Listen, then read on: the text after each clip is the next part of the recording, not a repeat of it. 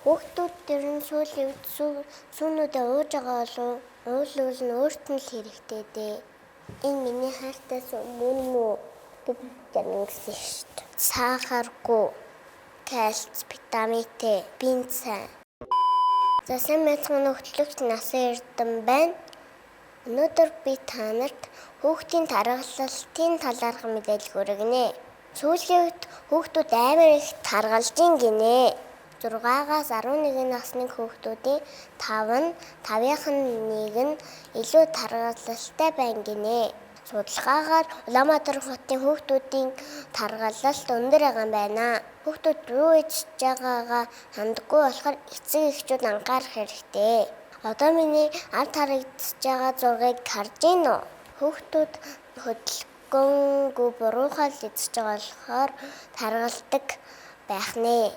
Тэгэхээр зөв хоолой сонгож идэх хэрэгтэй шүү. Хоолны одоо нэр төрөл нь дандаа шарсан, хуурсан тийм ээ. Буруу хоолойдаг аюух иддэг тийм. Хүүхдүүд гадаа тоглох байдал бол эрс буурсан тийм. Бүгдээрээ дэлгэцийн хамааралтай. Мэдээж дэлгэцийн ард бид нар одоо гар хуруугаал хөдөлгөнөөхөөс нөгөө гүүгээд хараагаад биедээ байгаа илүүдэл одоо ичлэгээ зарцуулаад авах байдал байхгүй болчихсон маа. Ихэнх хүүхдүүдийн дунд бол илүүдэл чинь бас илбэгшсэн. Хөөхөн байна, бондоогоод байна, хацар нь хөөхөн унжаад байна гэдэг бол уг нь бол өхөөрдөх асуудал бол биш ээ. Цаашдаа энэ хүүхд маань эрүүл мэндийн талаас хожим байна асуудал гарах учраас эцэг эхчүүд маань энэ дээр эртнээс анхаараа гэж бас зөвлөмөр. 2030 он гэхэд